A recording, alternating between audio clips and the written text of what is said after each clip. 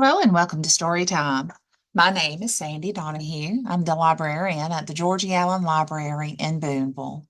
Today I'll be reading Oink by Margie Palatini, illustrated by Henry Cole. I'll be reading today with permission from the Simon & Schuster Publishing Company.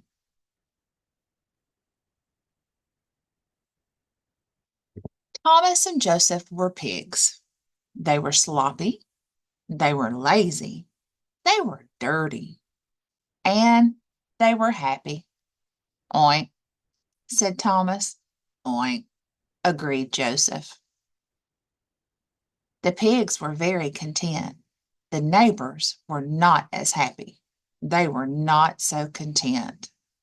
This place is a pigsty, clucked one hen to the other. Disgraceful. Disgraceful, said the second hen with a knowing nod. Untidy, very untidy. Lazy is what they are, said the rabbit, not a green to be seen in all that pig slop, and a garden is just a hop away. And they stink, added the duck. My pond is downwind from these two. Disgraceful, said the first hen. Untidy, said the second. Lazy, said the rabbit. Here you, said the duck. Thomas and Joseph cared not one whit of what was whispered. Oink, said Thomas. Oink, said Joseph. They were happy. They were content. But their neighbors were not happy or content. They wanted something done about those pigs, and they wanted it done now. A dab or two of fresh paint, and that place would not be so bad, said the first hen to the second. So bad, said the second to the first. A diet of fresh vegetables would do them a world of good, said the rabbit. A bath is what they need, if you ask me, concluded the duck. So the neighbors made a plan. The next day, the hens, the rabbit, and the duck walked over to Thomas and Joseph.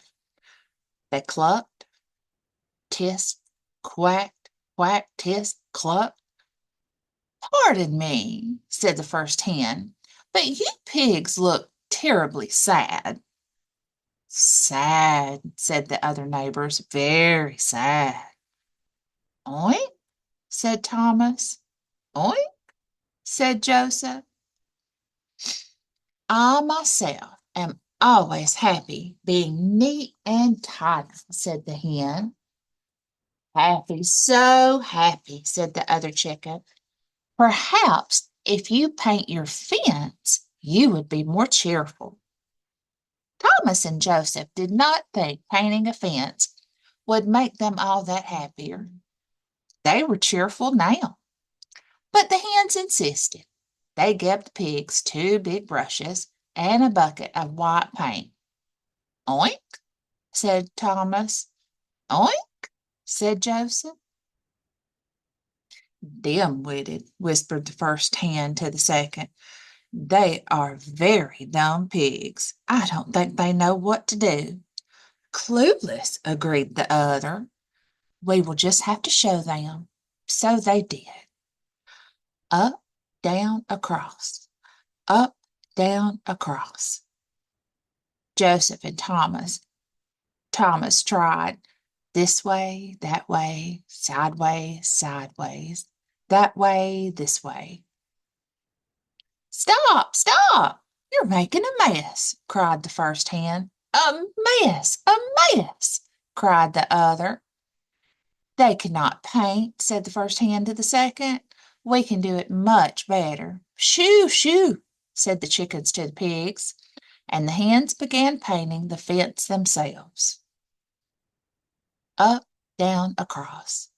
Up, down, across. As the hens painted, the rabbit hopped over to Thomas and Joseph. I think some crispy lettuce and crunchy carrots would bring smiles to your faces. Oink, said Thomas. Oink, said Joseph. The pigs were not at all certain A carrot could make them grin. But the rabbit insisted. She handed them each a basket and told them to go over to the garden and pick some vegetables for dinner. Tramp, stomp, yank, yank, squish. The rabbit was most distraught. The pigs were ruining the radishes, destroying the cabbages. Scoot, scoot, she said to Thomas and Joseph. Insufferable hogs. She grabbed the baskets and began gathering the vegetables herself. Hip, hop, pull, pull, pull. And as the hens painted and the rabbit gathered, the duck waddled his way over to Thomas and Joseph. What you fellows need is a good long soap and some clear, clean water. Oink, said Thomas. Oink, said Joseph. Sure, said the duck. Dig yourself a little water hole right over here. Nothing beats a swim on a hot day. Being fond of mud baths, Thomas and Joseph were not convinced a water hole would be all that refreshing, but the duck insisted. He brought out a shovel and showed them how it was done. Dig, lift, dump. Dig, lift, dump. Thomas and Joseph took a turn. They couldn't dig. They couldn't lift. They didn't dump. Move it clear out, scram, declared the duck. He grabbed the shovel and he began digging the hole himself. Dig, lift, dump. Dig, lift, dump. Up, down, across. Up, down, across. Hip, hop, pull, pull, pull. The hens, the rabbit, and the duck worked all day. I'm exhausted, sighed the hen, dropping her brush.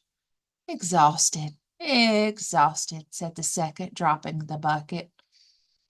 Don't have a hip or a hop left in me, agreed the rabbit. I'm completely pooped, said the duck, dragging the last pail of water to the hole.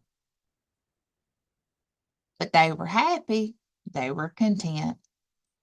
The fence was painted, the vegetables were picked, and the hole was dug and filled with clear, clean water. The four admired their work. Those pigs could not have done it without us, clucked the hens. They don't know the first thing about painting a fence. Couldn't pick one leaf of lettuce without me, giggled the rabbit. Never even figured out how to use a shovel, snickered the duck. The four began to laugh and laugh and laugh and laugh. And then they stopped laughing. They looked at Thomas and Joseph.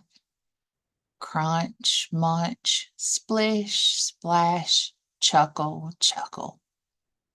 You know, said the hen, I don't think they were as dumb as we thought they were. Not so dumb, said the hen. Not so dumb at all, said the rabbit.